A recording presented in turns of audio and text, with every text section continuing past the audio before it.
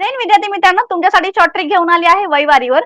प्रश्न बघूयात आपण. आई आणि तिच्या मुलीच्या आजच्या वयाची बेरीज 66 वर्ष आहे.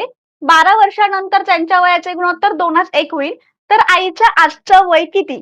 तर काय करायचं आपल्याला बघा, आई आणि तिच्या मुलीच्या वयाच्या आजची बेरीज किती आहे? 66 आहे. 66. काय सांगितलं? 12 वर्षानंतर त्यांच्या वयाचे गुणोत्तर. 12 वर्षानंतर त्यांच्या म्हणजे दोघींच्या. मग मला सांगा 12 आणि 12, आईचे 12 आणि मुलीचे 12 म्हणजे असे 24 येतील. यांची मी टोटल केली 7 4 10, 7 2 8 आणि 1 90. ठीक आहे, 90 होतील. आता काय सांगितले? त्यांच्या वयाचे गुणोत्तर किती आहे? 2:1. 2:1 म्हणजे 2 आणि 1 किती? 3. म्हणजे बघा 3 1 3, 3 3 9 हे 0. म्हणजे 30 हा भाग आला आपला. आता काय सांगितलं आपल्याला? तर आईचं आजचं वय किती? म्हणजे 90 मध्ये काय सांगितलं आपल्याला? 2:1. ठीक आहे, 90 मध्ये 2:1 त्यांचा भाग आहे. ठीक आहे. आता मला सांगा, हा एक 30चा आहे. म्हणजे आईचं वय किती आहे? 7 आणि ज्या मुलीचं वय किती आहे? 30. आता काय विचारलंय?